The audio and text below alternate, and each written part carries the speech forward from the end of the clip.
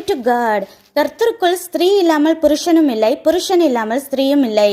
ஆணுக்கு தலை கிறிஸ்து என்றும் பெண்ணுக்கு தலை ஆண் என்றும் நியமிக்கப்பட்டிருப்பது தான் ஆண் என்று பெண்ணை அதிகாரம் செலுத்தவோ துன்புறுத்தவோ அல்ல, மாறாக அவளை பாதுகாக்கவே.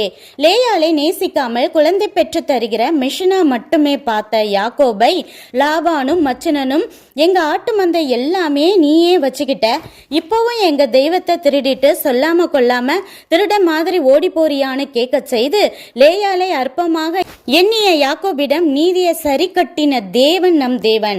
ஆண்களுக்கு மட்டுமல்ல பெண்களுக்கும் தரிசனங்களையும் தேவ திட்டங்களையும் கொடுத்து நிறைவேற்றுகிற தேவன் என்பதற்கு ராணியான அபிகாயல் எஸ்தரும் கண்ணீரை வடித்தே ஜெபித்து சாமுவேல் யோவான் தீர்க்க தரிசிகளை பெற்றெடுத்த அம்மாக்களான அன்னாளும் எலிசபெத்தும் அதற்கு சாட்சிகள்.